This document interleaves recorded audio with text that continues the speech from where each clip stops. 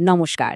আচ্ছা ভাবুন তো, মাত্র এক দিনের খবরের কাগজ, সেখান থেকে কি একটা দেশের আসল ছবিটা বোঝা যায়? চলুন আমরা ৭ই জানুয়ারি ২০২৬-এর পাতাগুলো উল্টে দেখি কি করে আন্তর্জাতিক সম্পর্ক, অর্থনীতি আর বিজ্ঞান সব কিছু একটা সুতোয় জুড়ে আছে, আর খুঁজে বের করি ভারতের সেই বড় ছবিটা। তো এই পুরো ব্যাপারটাকে আমরা ৪টে ভাগে ভাগ করে দেখব। প্রথমে দেখব বিশ্বের মঞ্চে ভারত ঠিক কোথায় দাঁড়িয়ে আছে। তারপর দেশের ভেতরের অবস্থা, মানে নির্বাচন আর অর্থনীতি। এরপরে থাকবে সমাজের কিছু দ্বন্দ্ব আর দারুণ সব সাফল্যের কথা।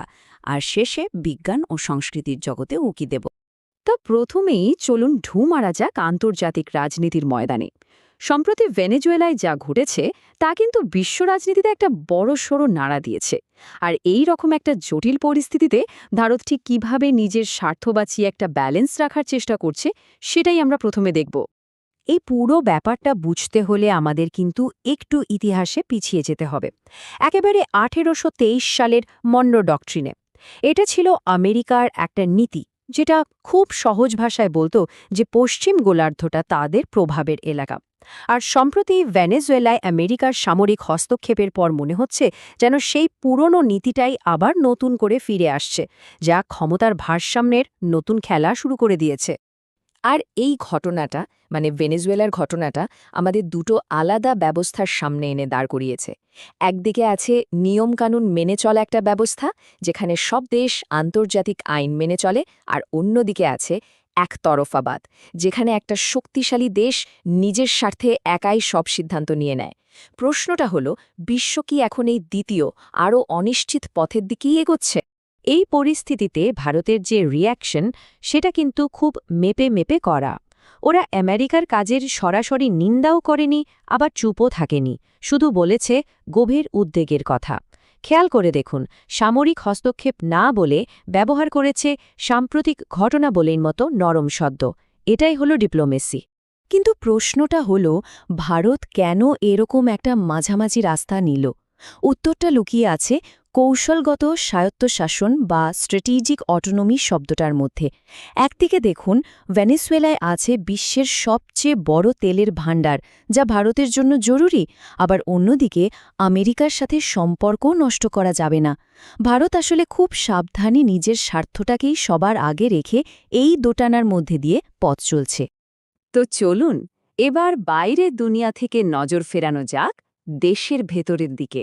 দেখা যাক ভারতের গণতন্ত্রের অবস্থা কেমন, অর্থনীতির চাকা কোন দিকে ঘুরছে, আর সাধারণ মানুষের জীবনে তার কী প্রভাব পড়ছে। প্রথমেই এই সংখ্যাটা দেখুন, ২.৮৯ কোটি। ভাবা যায়? এটা শুধু একটা রাজ্য, উত্তরপ্রদেশের খসড়া ভোটার তালিকা থেকে বাদ পড়া নামের সংখ্যা। নির্বাচন কমিশন বলছে বটে যে এদের বেশিরভাগই হয়তো মারা গেছেন বা অন্য জায়গায় চলে গেছেন, কিন্তু সংখ্যাটা এতটাই বিশাল যে এটা আমাদের চোখে আঙুল দিয়ে দেখিয়ে দেয় নির্বাচনী প্রক্রিয়াটা কত বড় আর জটিল একটা ব্যাপার। আর এখানেই একটা খুব সূক্ষ্ম কিন্তু জরুরি প্রশ্ন উঠে আসছে। সংবিধানে ৩২৪ নম্বর ধারা অনুযায়ী একটা বিশুদ্ধ ভোটার তালিকা তৈরি করা নির্বাচন কমিশনের দায়িত্ব। কিন্তু এই শুদ্ধ করার প্রক্রিয়াটা এমন পর্যায়ে চলে যাচ্ছে না তো, যেখানে কিছু আসল নাগরিকেরও ভোট দেওয়ার অধিকারটাই চলে যাওয়ার ঝুঁকি তৈরি হচ্ছে? এই নিয়েই এখন আসল বিতর্ক। আচ্ছা, রাজনীতির এই হিসেবের পর এবার একটু অর্থনীতির দিকে তাকানো যাক। আমরা জিডিপি তো অনেক শুনি, তাই না? কিন্তু এই যে রিয়েল জিডিপি আর নমিনাল জিডিপি, এই দুটোর মধ্যে আসল ফারাকটা কোথায়, এটা বোঝা কিন্তু খুব জরুরি। ব্যাপারটা আসলে খুব সোজা। নমিনাল জিডিপি হল দেশের মোট উৎপাদন, যার মধ্যে জিনিসপত্রের দাম বাড়ার হিসাবটাও ধরা থাকে। আর রিয়েল জিডিপি হল সেই দাম বাড়ার অংশটা বাদ দিয়ে আসল উৎপাদন, মানে দেশের অর্থনীতির আসল স্বাস্থ্যটা কেমন, সেটা বুঝতে হলে রিয়েল জিডিপি দেখতে হবে। তো এই যে জিডিপির একটা আগাম আন্দাজ, এটা কিন্তু ভীষণ জরুরি। কেন? কারণ এটার ওপর ভিত্তি করেই দেশের পরের বছরের বাজেট তৈরি হয়। সরকারের আয় ব্যয়ের ঘাটতি কতটা থাকবে, কোন খাতে কত টাকা যাবে, এই সব বড় বড় সিদ্ধান্ত এই একটা ডেটার ওপরেই নির্ভর করে। দেশের অর্থনীতির এই বড় বড় হিসেবের পাশাপাশি একদম মাটির কাছাকাছি অর্থনীতির দিকেও তাকাতে হবে। মানে কৃষির দিকে। একদিকে খাবারের দাম বাড়ছে, অন্যদিকে কৃষকদের আয় কমছে। এই সমস্যার একটা সমাধান হিসেবে মহারাষ্ট্রের বিট মডেলের কথা বলা হচ্ছে। এই মডেলে খুব সহজ কয়েকটা জিনিস করা হয়: ফসল বদলানো, সরাসরি বাজারে জিনিস বেচা, আর ফরে বা মিডলম্যানদের দৌরাত্ম্য কমানো। এতে কৃষকের হাতে পয়সাটা বেশি আসে। রাজনীতি আর অর্থনীতির বাইরেও তো একটা সমাজ আছে, তাই না?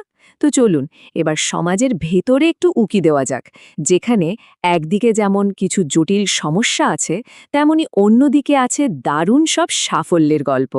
শহরগুলোতে পথকুকুরদের নিয়ে যে সমস্যাটা, সেটা কিন্তু একটা কঠিন প্রশ্ন তৈরি করেছে। একদিকে মানুষের সেফটি আর অন্যদিকে পশুদের প্রতি আমাদের দায়িত্ব, দুটোই জরুরি। সুপ্রিম কোর্ট এখন এই দুটোর মধ্যে একটা ব্যালেন্স খোঁজার চেষ্টা করছে, যা আসলে আমাদের সমাজের মূল্যবোধেরই একটা পরীক্ষা। তবে এই সব দ্বন্দ্বের মধ্যেই সেদিন একটা দারুণ ভালো খবরও ছিল, এমন একটা ঘটনা যা একটা বড়সড় পরিবর্তনের ইঙ্গিত দেয়। ভারতের প্রাক্তন হকি ক্যাপ্টেন রানী রামপাল, তিনি হকি ইন্ডিয়া লিগের একটা দলের কোচ হয়েছেন। তিনি প্রথম মহিলা যিনি এই দায়িত্ব পেলেন। এটা কিন্তু শুধু খেলার খবর নয়, এটা খেলাধুলার জগতে, এমনকি পুরো সমাজে মহিলাদের নেতৃত্বে এগিয়ে আসার একটা ঐতিহাসিক মুহূর্ত। আমাদের আলোচনার একদম শেষ পর্বে চলে এসেছি। এখানে আমরা কথা বলবো মহাকাশের বিস্ময় থেকে শুরু করে ল্যাবরেটরি নতুন আবিষ্কার আর ভারতের সাংস্কৃতিক প্রভাব, বা যাকে বলে সফট পাওয়ার, সেই সব নিয়ে। ৭ই জানুয়ারি আকাশে উলফ সুপারমুন দেখা গিয়েছিল। আচ্ছা, সুপারমুনকে এত বড় আর উজ্জ্বল দেখায় কেন? ব্যাপারটা হলো, চাঁদ তো পৃথিবীকে একটা ডিমের মতো পথে ঘোরে। ঘুরতে ঘুরতে যখন সে পৃথিবীর সবচেয়ে কাছে চলে আসে, যেটাকে বলে প্যারিজি, তখনই আমরা সুপারমুন দেখি। আর সবচেয়ে দূরের পয়েন্টটাকে বলা হয় অ্যাপোজি। এবার বিজ্ঞানের জগতে একটা দারুণ সাফল্যের কথা বলি, APXPS প্রযুক্তি। মানেটা হলো, আগে কোনো রাসায়নিক বিক্রিয়া দেখতে হলে সেটা একটা সম্পূর্ণ হাওয়া শূন্য জায়গায়, মানে ভ্যাকিউমের মধ্যে করতে হতো। কিন্তু এখন এই নতুন প্রযুক্তির সাহায্যে স্বাভাবিক পরিবেশেই সেটা করা যাচ্ছে। এটা কিন্তু গবেষণার জগতে একটা বিরাট লাভ। ভাবুন একবার, এই প্রযুক্তির সাহায্যে বিজ্ঞানীরা এখন চোখের সামনে রিয়েল টাইমে দেখতে পাচ্ছেন যে লোহায় ঠিক কিভাবে মরচে পড়ছে বা একটা রাসায়নিক অনুঘটক কিভাবে কাজ করছে। ইন্ডাস্ট্রি থেকে শুরু করে রসায়নের গবেষণায় এর অঞ্ছং কার্যকারিতা রয়েছে। আর সবশেষে সংস্কৃতির কথা।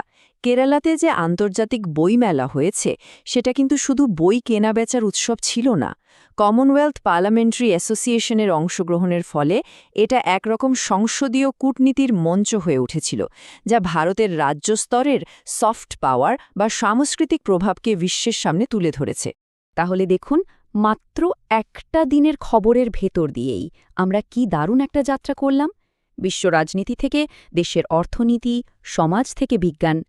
আজকের আলোচনা শেষ করার আগে একটা প্রশ্ন রেখে যাই। কৃষকদের সত্যিকারের ভালো করতে হলে সরকারের কি উচিত? ফসলের দাম বেঁধে দেওয়া, নাকি মহারাষ্ট্রের ওই বিড মডেলের মতো বাজার তৈরির পরিকাঠামোতে বেশি জোর দেওয়া? কোনটা বেশি কাজের হবে? ভাবার মতো বিষয়, তাই না?